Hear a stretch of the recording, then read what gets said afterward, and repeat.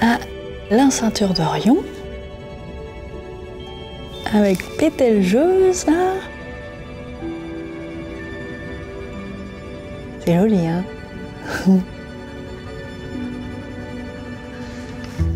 Bon, on m'a volé ma carte de Mars. Bon, alors du coup, je me repère grâce à ça. C'est un sextant. Les marins l'utilisaient en mer. Parce qu'il n'y a pas de GPS ici. Donc il faut que je me repère avec les constellations. Et c'est les mêmes que sur Terre. Les étoiles n'ont pas bougé, les astres non plus. Enfin, sauf un. Regardez. Vous la voyez ? C'est la Terre. Toute l'humanité est là. Sauf moi.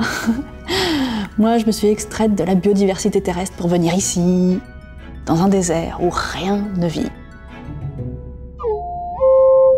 Oui, enfin, sauf toi, Curiosity, évidemment. Oh, ah, ça se couvre.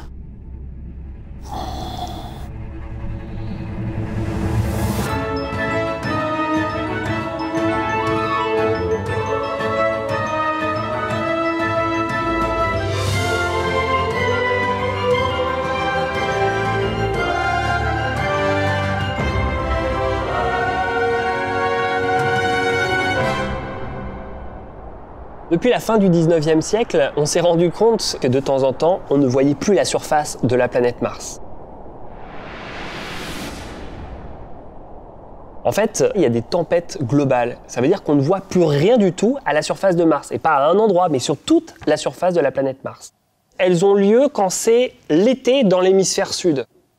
Et comme il va y avoir un énorme contraste de température entre l'hémisphère sud et l'hémisphère nord, il va y avoir un brassage de vent qui va se mettre en place. C'est pas comme dans les films, hein. Il n'y a pas de tornade meurtrière, c'est juste de la poussière dans l'atmosphère.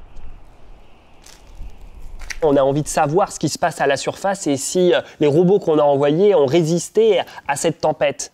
Curiosity qui est arrivé en 2012, pas de souci pour lui parce qu'il a une pile nucléaire et donc il arrive à fonctionner quel que soit le temps. Par contre, Opportunity qui est arrivé il y a 14 ans, lui, il fonctionne grâce à des petits panneaux solaires. Et malheureusement, la poussière se dépose sur les panneaux solaires et à ce moment-là, il ne peut plus recharger ses batteries. Pauvre Opportunity, je vais pas pouvoir l'aider depuis ici. Hein. C'est de la purée de pois martienne. Hein. Bon, là. A priori, je suis toute seule sur Mars, mais ça ne nous empêche pas de toujours chercher des traces de vie dans le sous-sol. Et regardez, Mars est grise en dessous. C'est pas vraiment la planète rouge vu qu'elle est rouge sur juste une petite pellicule de surface. Bon. Ah bah ouais, mais il est complètement gelé ce sol aussi. Tu m'étonnes qu'on puisse pas creuser. Ah, il fait froid. Creuser sur cette planète, c'est un enjeu évidemment et une prouesse extrêmement compliquée. Eh bien, c'est ce que va tenter de faire pour la première fois la mission InSight. On va avoir plus d'informations sur la croûte, sur le manteau, sur le noyau.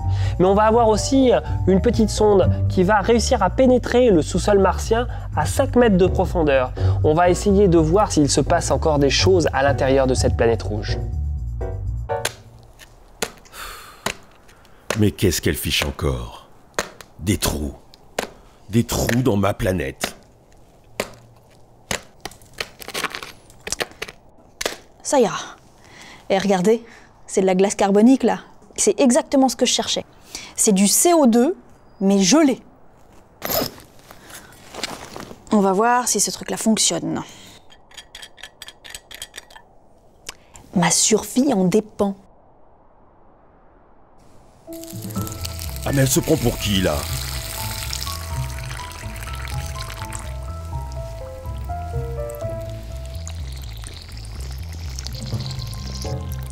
Dégueulasse. Mais qu'est-ce qu'elle est en train de faire encore? Carrément.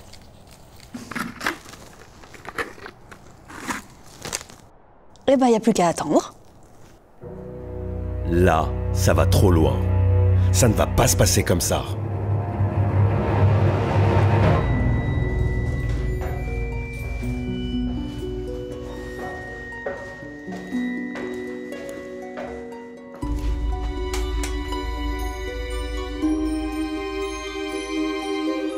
Là te voilà. Florence, bon courage.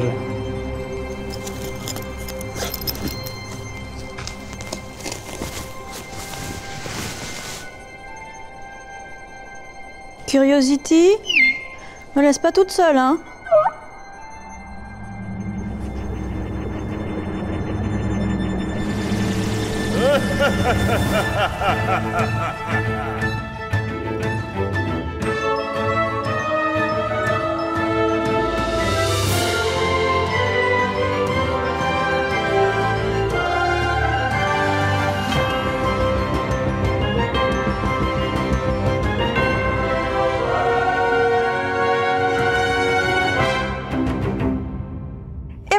J'espère que ces 3 premiers épisodes vous auront plu. En tout cas, de mon côté, c'était vraiment super cool de sortir de mon salon et de vous proposer quelque chose d'un petit peu différent. Et je n'aurais bien entendu pas pu le faire sans Eva, la productrice, qui m'accompagne dans toute cette aventure. Évidemment, j'aurais préféré tourner directement sur Mars, mais le CNC n'a pas donné une enveloppe assez grosse. Non mais sérieux, c'est abusé. Donc on a passé 3 jours dans un studio au mois d'août, dans un super décor de Catalina et Cyrine, et avec un boulot tout aussi incroyable de David sur les lumières. Et quand on n'a pas passé de CAP en lumière martienne, je peux vous dire que c'est vraiment pas simple.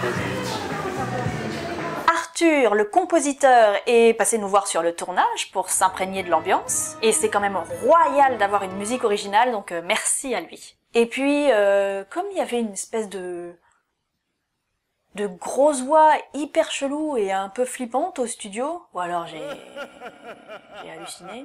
On s'est déplacé jusqu'à l'Uranoscope d'Île-de-France pour l'interview de Sylvain, merci Sylvain. Et quand je dis on, il y a moi évidemment, mais il y a surtout Quentin, le co-auteur et réalisateur, qui a mené tout ça d'une main de maître.